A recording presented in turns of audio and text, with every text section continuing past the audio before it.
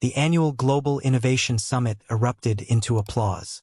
More than 3,000 business leaders filled the convention hall.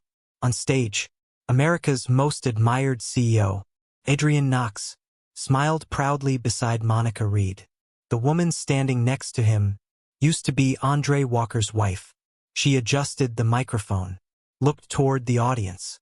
Then, her eyes found Andre, standing quietly in the last row. She smiled, not kindly, mockingly. "Some people inspire your dreams," she said, "and some people only slow them down." Laughter echoed through the convention center. Andre didn't move. Monica continued, "I wasted 12 years waiting for someone who was afraid of success." Several cameras turned toward Andre. Someone whispered, "That's her ex-husband." Monica smiled at Adrian. "I finally chose a man who knows how to build the future." Thunderous applause. Adrian wrapped an arm around her shoulder. Then, a conference assistant hurried onto the stage. She whispered something into Adrian's ear. His smile disappeared. "What?" The assistant handed him a tablet. Adrian looked at the screen. His face turned white. Monica frowned. "What happened?" Adrian stared at Andre, standing silently in the audience, then whispered, "No." "He bought the company." Silence.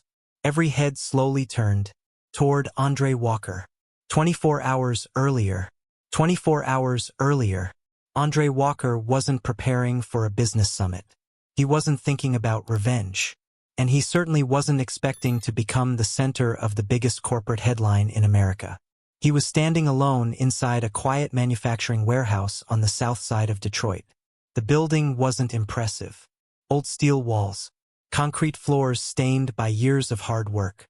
The company logo above the entrance had faded long ago.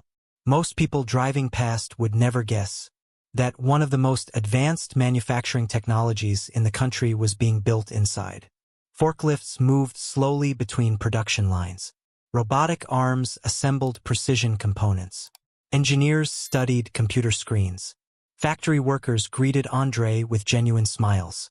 "Morning, Mr. Walker." He smiled back. "Morning, everyone." Unlike most founders, Andre knew every employee by name. He knew whose daughter had started college, whose mother had surgery last month, whose son had just won a robotics competition, because people mattered more than profits. His operations manager hurried toward him carrying a tablet. "Andre." The final stress test finished overnight. Andre stopped beside one of the robotic assembly stations. "And," the manager smiled, "we finally did it." The efficiency increased another 18%. Andre looked at the machine quietly. Years of work, thousands of failures, countless sleepless nights, finally paying off. He placed one hand gently on the polished steel frame. "Run the test again." The manager laughed. "Again." Andre nodded. "If one mistake can destroy a factory, one more test can save it." Several engineers smiled. That was classic Andre. He celebrated results only after verifying them twice. Across the factory, a giant television hanging from the wall suddenly switched to live financial news. The anchor smiled confidently. "Tomorrow, Knox Dynamics will unveil what analysts are calling the most important manufacturing breakthrough of the decade." The screen changed.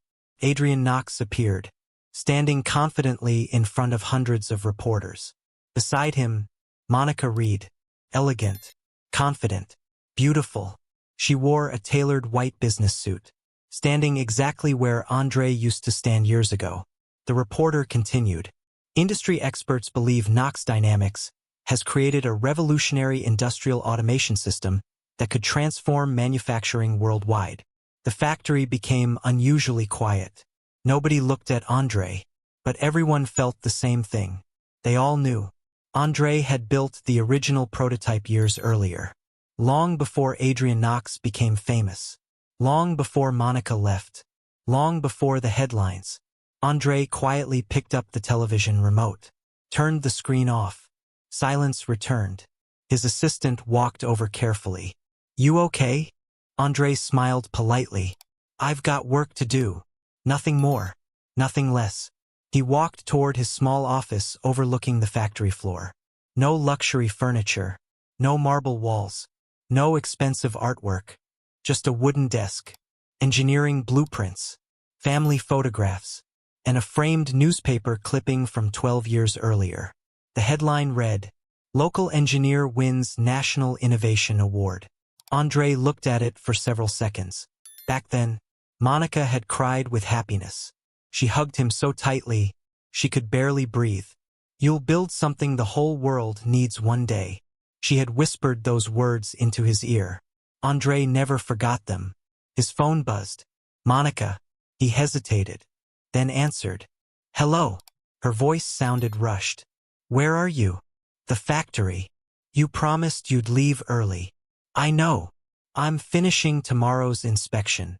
A long sigh came through the phone. "Andre, you care more about machines than people." The words landed harder than she realized. "I've heard that before." She ignored the comment. "Tomorrow is important. The Innovation Summit. Every major investor will be there. So will Adrian." Andre remained quiet. Monica continued. "You should try learning from people like him. They understand what success looks like." Andre slowly looked across the production floor, at dozens of employees working together. "I think success looks different." Monica laughed softly. "No, you've just convinced yourself that being ordinary is enough." Before Andre could answer, she ended the call. He stared at the silent screen. For the first time, the warehouse felt much larger and much quieter. That evening, Andre drove home. Their modern suburban house sat on a quiet hill overlooking Detroit. Beautiful, comfortable, but lately, it no longer felt warm. Inside, Monica stood in the kitchen reviewing tomorrow's presentation. Luxury brochures covered the dining table. Knox Dynamics branding, investor packets, presentation notes. She barely looked up. Harold nodded. "You're late." "I know." Dinner sat untouched. The silence between them felt heavier than the furniture around them. Andre finally asked, "Are you excited about tomorrow?" Monica smiled immediately. "Very. This changes everything." She picked up Adrian Knox's presentation booklet. "You should hear him speak. Every room listens when he talks." Andre noticed something. She smiled while saying Adrian's name. She hadn't smiled at him like that in months. He asked quietly, "You admire him?" She didn't hesitate. "Of course. Everyone does." Andre looked down. "And me?" Monica paused, for just a second, then quietly answered, "You had your chance." Those 5 words hurt more than shouting ever could. Andre didn't argue, didn't defend himself. He simply nodded. After dinner, Monica went upstairs to prepare for tomorrow. Andre stayed alone in the living room, watching the city lights through the window. Then, his phone rang. Unknown number. He answered. "This is Andre." An elderly voice replied calmly. "Mr. Walker. My name is Harold Bennett." Andre immediately recognized the name. Founder of Bennett Capital, one of the country's oldest investment firms. Harold continued. "I've spent 6 months studying your company." Andre frowned. "I wasn't looking for investors." "I know." Harold chuckled softly. "The best founders rarely are." Andre smiled politely. "What can I do for you?" Harold became serious. "I need you to meet me tonight. There are things you deserve to know." "About Adrian Knox." Andre's expression changed. "What things?" There was a long silence. Then Harold quietly replied, "The company your wife admires isn't nearly as successful as everyone believes." Andre stood motionless. Outside, rain began tapping against the windows. Inside, everything suddenly felt different. He grabbed his jacket, locked the front door behind him, and drove into the night, completely unaware that before the next sunset, his entire life would change forever. Rain poured across downtown Detroit. Andre's truck quietly pulled beneath the underground entrance of Bennett Capital Tower. 48 floors of glass and steel rose above the city. One of America's oldest investment firms. a company that rarely invited outsiders, especially not struggling entrepreneurs. Inside, everything felt unusually quiet. A receptionist smiled warmly. "Mr. Walker?" Andre nodded. "Mr. Bennett is waiting for you." She escorted him to a private elevator. Seconds later, the doors opened onto the executive floor. Floor-to-ceiling windows overlooked the entire city. At the far end, Harold Bennett stood beside a chessboard. 74 years old, silver hair, dark navy suit, calm eyes that had watched companies rise and fall for nearly 50 years. Without turning around, he asked, "Do you play chess?" Andre smiled. "My father taught me." Harold nodded. "Good. Then you already know. The player who looks strongest isn't always winning." Andre walked closer. "What did you want to show me?" Harold motioned toward the conference table. Several thick folders rested there, alongside a digital tablet. Harold sat down. "So tell me, what do you think of Adrian Knox?" Andre answered honestly. "I think he's a brilliant businessman." Harold laughed. Not loudly, almost sadly. "No. He's a brilliant salesman. There's a difference." Andre frowned. Harold tapped the tablet. Financial statements appeared. Debt reports, confidential audits, cash flow projections. Andre's eyes narrowed. Knox Dynamics was losing money, hundreds of millions, quarter after quarter. "This," Andre whispered, "can't be right." Harold slowly nodded. "It is. For 3 years. They've survived by borrowing, buying publicity, and convincing investors the next breakthrough is coming." Andre looked at another page. The losses became even worse. "Then why is everyone calling them the future?" Harold smiled. "Because perception sells faster than truth." The words echoed through the room. Harold opened another folder. Inside were engineering reports, patent comparisons, design sketches. Andre froze. He recognized every drawing, every circuit, every measurement, every blueprint. They were his. The robotic motion system he had designed nearly 12 years earlier. Only, someone else's company logo now covered every page. Andre looked up. "They stole it." Harold remained silent. Andre whispered again. "They stole everything." Harold leaned back. "No. They improved the marketing. They improved the packaging. But the foundation," he tapped the blueprint, "was always yours." Andre couldn't believe what he was seeing.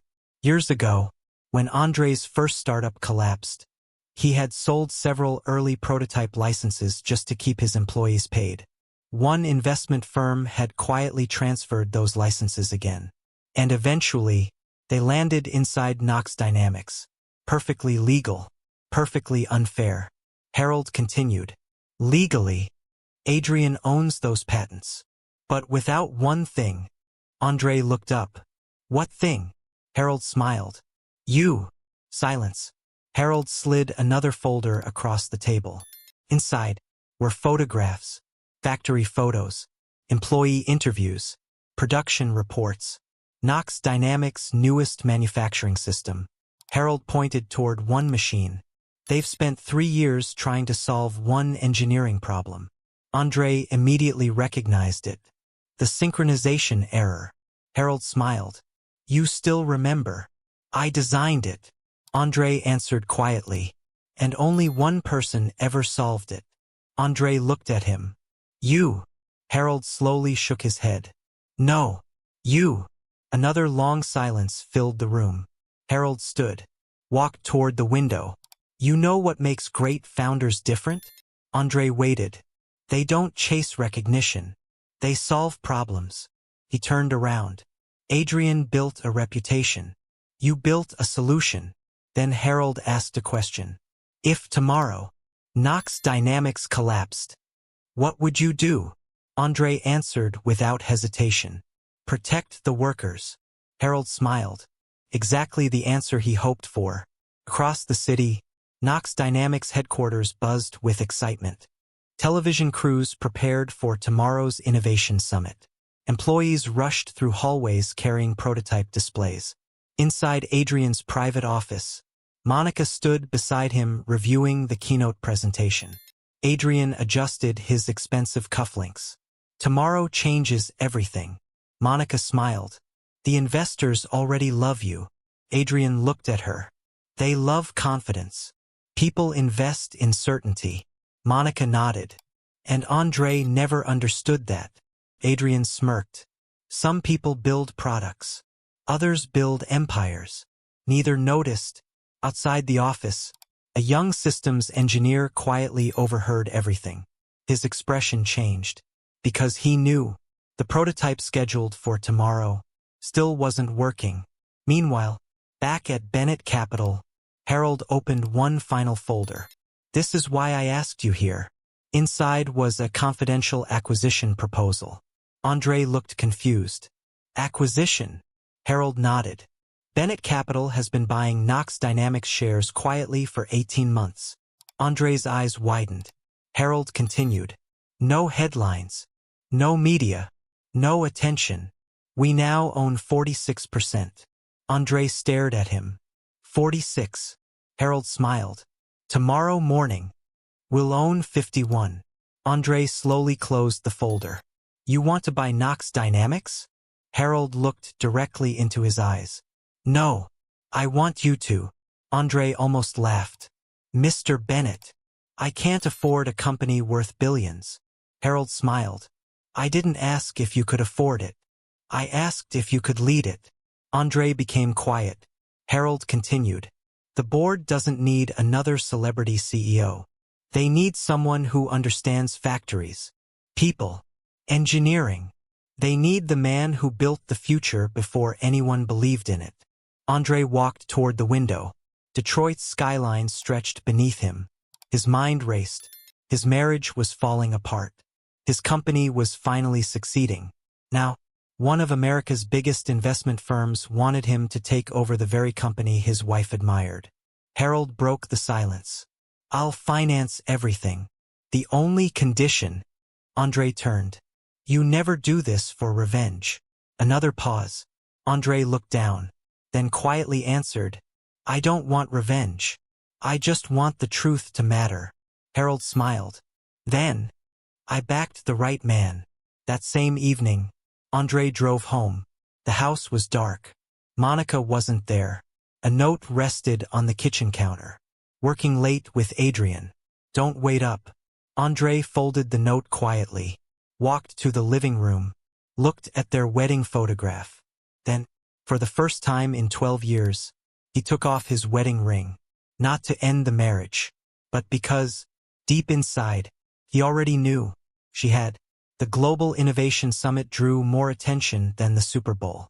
More than 3,000 business leaders packed the Grand Meridian Convention Center. Television networks broadcast live from the entrance. Private helicopters landed every few minutes. Luxury cars lined the streets for blocks. Everyone wanted to witness what Adrian Knox called the future of American manufacturing. Only one man knew the future was already changing, and it wasn't changing in Adrian's favor. Outside, a black SUV quietly stopped near the VIP entrance. Andre Walker stepped out. No designer logo, no flashy jewelry, just a perfectly tailored charcoal suit. White dress shirt, black tie, simple, professional, confident. No bodyguards, no entourage, only quiet dignity. Reporters immediately recognized him. "Mr. Walker, can we ask about your old partnership with Knox Dynamics?" Andre smiled politely. "I don't have anything to say today." Another reporter shouted, "Is it true your wife now works beside Adrian Knox?" Andre paused for only a second, then answered calmly, "I'm here to listen. Nothing more, nothing less." He walked inside. Across the convention hall, Monica Reed stood beside Adrian Knox. She wore an elegant sapphire blue designer gown beneath a fitted white executive blazer. Confident, graceful, powerful. Exactly the image Adrian wanted beside him. He leaned closer. "Everything ready?" Monica smiled. "The investors are seated. The media loves today's story. The board. They're expecting a standing ovation. Adrian grinned. And Andre? Monica glanced toward the entrance. He'll finally understand why I chose ambition.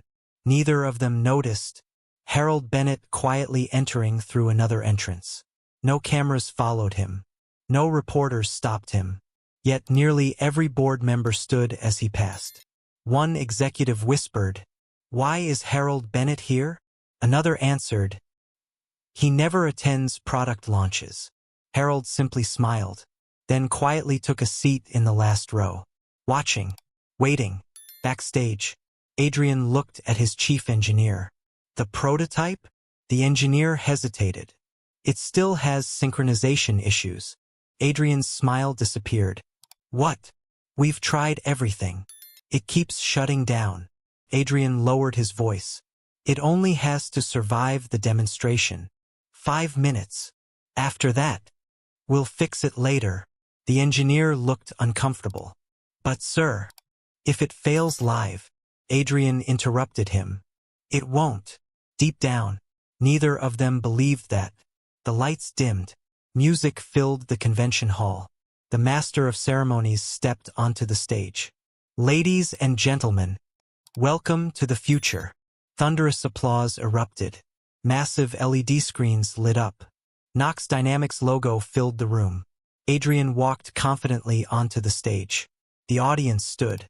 3,000 people applauded. Television cameras followed every step. He smiled. Thank you. Today, we change manufacturing forever. Another wave of applause. Monica watched proudly from the side of the stage. Andre remained seated near the back, completely expressionless. Adrian continued. 4 years. Factories accepted waste, accepted delays, accepted outdated technology. But today, that ends. The audience applauded again. He raised one hand dramatically. Ladies and gentlemen, I proudly present the KX-9 Intelligent Manufacturing System. The giant curtain dropped. A sleek robotic production system appeared. Beautiful, modern, impressive. Cameras flashed non-stop. Investors smiled. The audience leaned forward. Adrian looked toward the control booth. Begin demonstration. The operator pressed enter. Nothing happened. A brief pause. The audience waited. The operator pressed the command again. Still nothing. A tiny warning light flashed red. The chief engineer's face turned pale. He whispered, "It's happening again." Adrian forced a smile. A small delay. Nervous laughter spread through the audience. The engineer restarted the system. This time, the robotic arm suddenly jerked violently.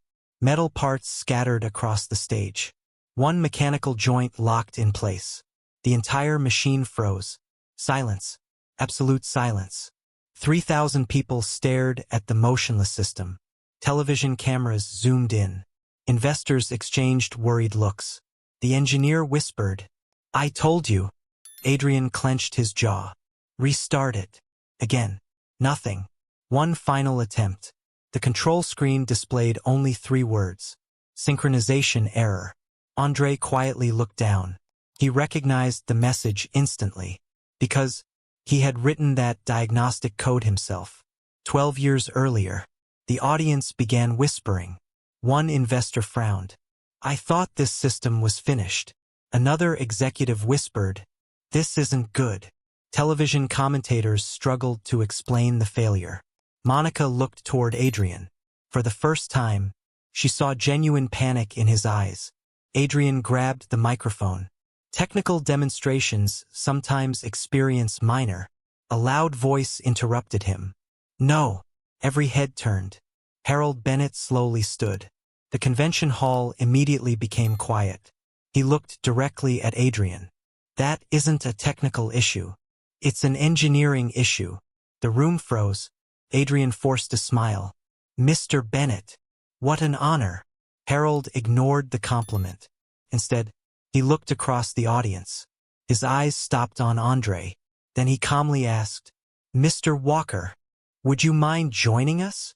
3,000 people turned toward Andre. Reporters rushed into the aisle.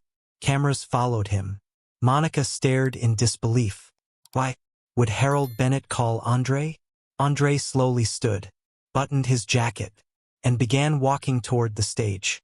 Without rushing, without smiling, without saying a single word, the entire convention center watched, as the man everyone believed had been left behind, walked calmly toward the future. The convention hall became completely silent. 3,000 pairs of eyes followed Andre Walker as he calmly walked toward the stage. Television cameras tracked every step. Reporters whispered into their microphones. Monica couldn't understand what was happening. Harold Bennett simply stood with his hands folded. Waiting. Andre reached the stage. He nodded respectfully toward Harold, then looked at Adrian. Neither man spoke. Finally, Harold broke the silence. Mr. Walker, would you kindly explain why Knox Dynamics demonstration just failed? Andre looked at the frozen production system, then smiled faintly. I could. But first, I'd like to ask Mr. Knox one question. Adrian forced a confident smile. Go ahead. Andre pointed toward the machine. Who designed its synchronization architecture? Adrian answered immediately. Our engineering division. Andre nodded slowly. So, you understand how it works? Of course. Andre stepped aside. Then please fix it. Silence. Adrian stared at the machine. His chief engineer lowered his head. Neither of them moved. Andre waited. 10 seconds. 20 seconds. Nothing. Finally, Andre looked toward the audience. The reason they can't fix it is because they never understood it. The room exploded with whispers. Harold Bennett walked toward the center of the stage. He looked directly at the audience. Ladies and gentlemen, 12 years ago, a young engineer created the world's first adaptive synchronization engine. He sold several prototype licenses simply to keep his employees paid. The patents were later transferred legally and eventually found their way into Knox Dynamics. Monica's face slowly turned pale. She looked at Andre, then at Adrian, then back again. No, she whispered. No. Harold continued. The technology wasn't stolen, but the mind behind it was forgotten. He turned toward Andre. Until today, thunderous silence filled the convention hall. Harold nodded once. Mr. Walker, the stage is yours. Andre walked toward the frozen machine. Thousands of cameras zoomed in. He removed his jacket, rolled up his sleeves, then quietly knelt beside the control panel. No dramatic music, no speeches, just complete focus. He unplugged one data cable, moved a sensor exactly 2 millimeters, typed 3 commands, then calmly stood. Run it. The chief engineer hesitated. Adrian nodded. Do it. The enter key was pressed. For 1 second, nothing happened. Then, every robotic arm came alive. Perfect synchronization, laser-guided assembly, mechanical precision. The production line completed an entire manufacturing cycle flawlessly. The audience erupted. 3,000 people jumped to their feet. The applause shook the convention center. Some engineers began clapping before they even realized they were standing. The chief engineer whispered, I've spent 3 years trying to solve that. Andre smiled. It wasn't broken.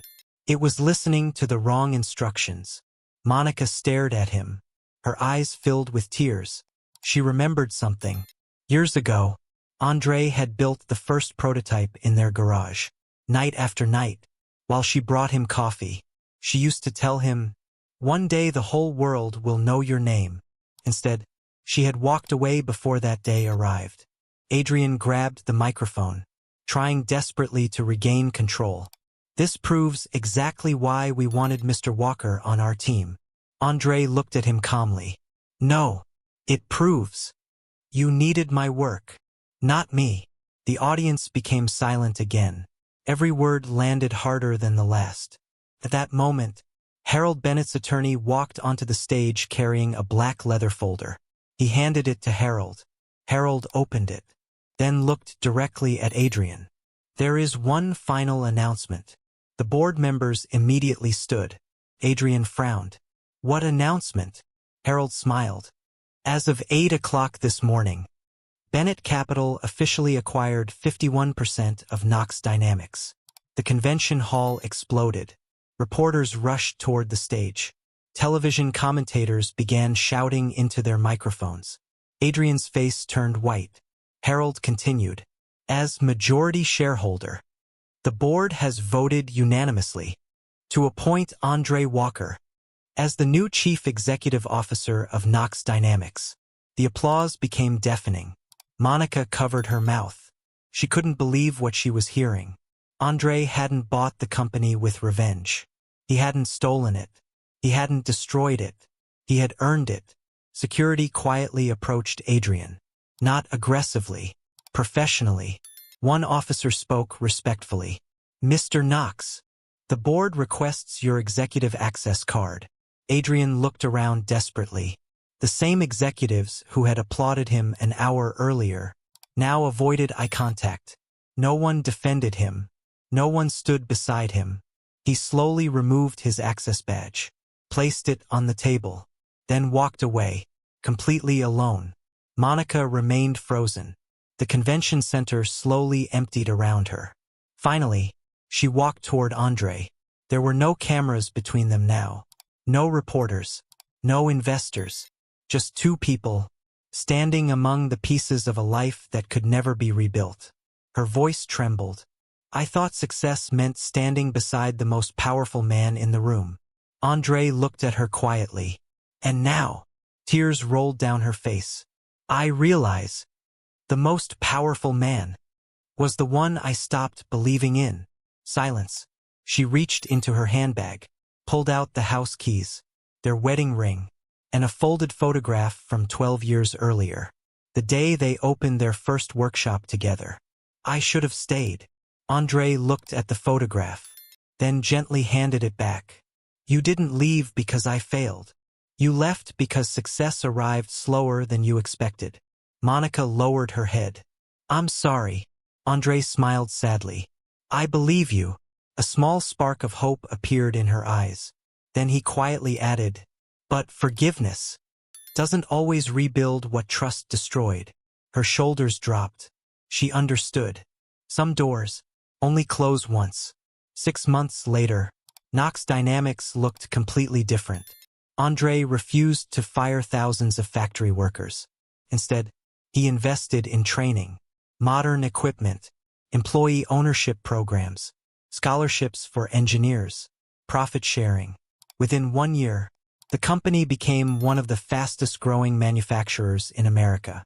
Business magazines called it the greatest corporate turnaround of the decade. Andre never appeared on magazine covers.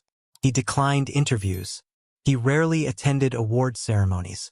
Instead, every Saturday morning, he visited the same community robotics center. Little Noah ran toward him carrying a new robot. Mr. Walker, it finally works. Andre laughed. I knew it would. The little boy looked up. My teacher says you own one of the biggest companies in America. Andre smiled. Maybe. Then why do you still come here every weekend? Andre looked around the room. Children learning. Parents smiling. Young engineers discovering dreams they never thought possible. Then he answered, because companies build products, but people build the future. Outside, a simple black SUV waited quietly.